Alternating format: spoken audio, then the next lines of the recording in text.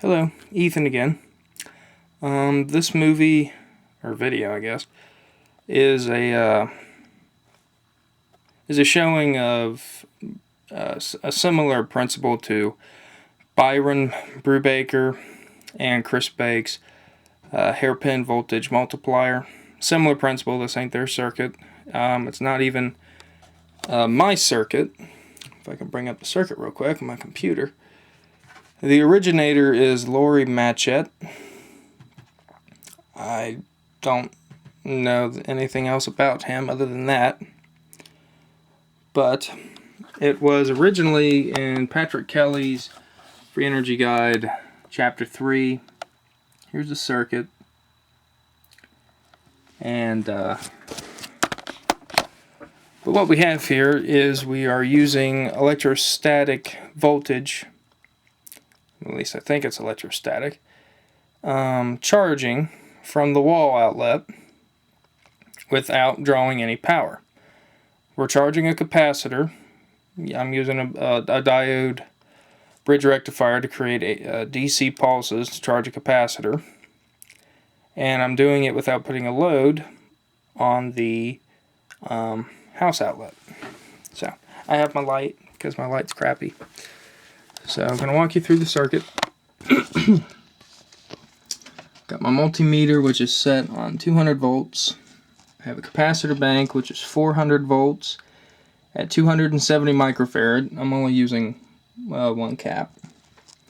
I have this power strip with a kilowatt meter. This wire wraps around, comes over here.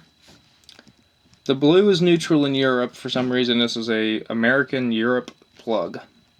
The hot is brown, that you can see there. And the hot is attached to a copper rod. And then the earth ground is the return on the diode bridge. The bridge rectifier.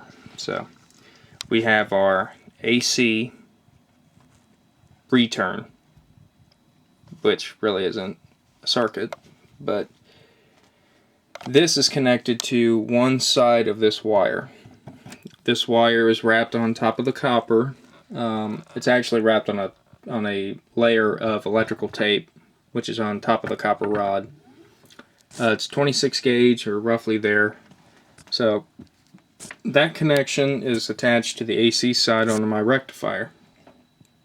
The other side of this wire that you see here is not connected at all. So this is an open circuit, essentially. This is my positive on my bridge rectifier. This is my negative that we can see here. Positive on the cap, negative on the cap. So I'm going to turn this on. We're going to watch the voltage climb. Oops. I got to turn on another power strip. My bad. Alright. So we see the voltage climbing on this capacitor. Now, here is some of the measurements on the kilowatt meter. If you hear something in the background screwing around, it's a cat. We have our amps. We have our watts. 0 watts being drawn. 0 volt amperes. We're still at 60 hertz, so that shows that we're using the line frequency.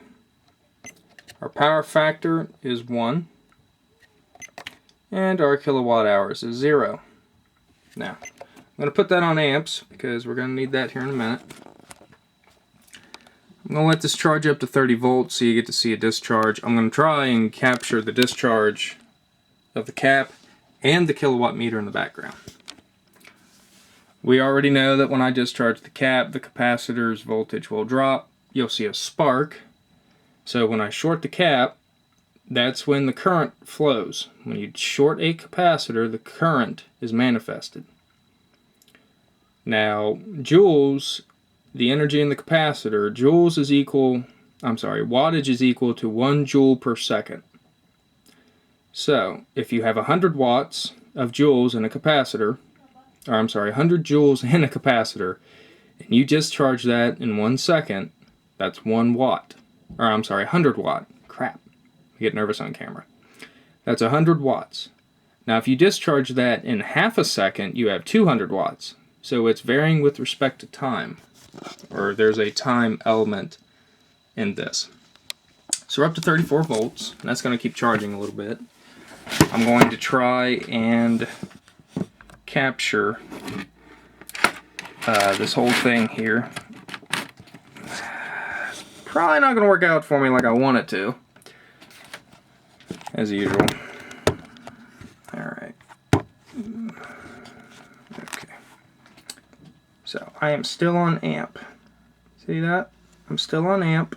Here's a capacitor bank that I'm going to short. We're at 40 volts right now. I'm going to try not to block it. Oh, crap. I'm going to try not to block it. I'm going to short the cap. Okay. I'm going to short the cap. I apologize for the angle here. I know it sucks. Okay. I gotta watch that I don't get zapped by something. I don't really want to enjoy that. So you're going to see the spark. We're up to close to 50 volts now because of my screwing and bumbling around. So here we go. Did you see that? That spark was a current. And you notice that the amperage did not jump. So when I shorted that cap, all the energy in that cap came from the capacitor. And since we're not putting an amperage on the house outlet, we are not, according to an electric company standard, we are not drawing power from the electric company. But we're getting our amperage. We're getting amps for basically nothing from the power company. It's a very neat circuit. It's a very neat idea. I'm going to let that charge back up and whatnot real quick. I don't want to make too long of a video, but we'll do it again one more time. Alright, I'm going to short the cap. See that? The amperage didn't move. So, this is the circuit that I used. I actually built this before I went up to the conference and met Byron, Chris Bake. So, their version of their own hairpin multiplier circuit is a lot more efficient from what I saw, but this proves their principle, I believe, or the principle behind it. So, thanks for watching. Lennon Z, Byron Brubaker, and Chris Bake have all been talking about this on Facebook with me and everybody else. So I decided to make a video showing that the principle is sound, everything works. It's pretty slick. Thanks for watching. Bye-bye.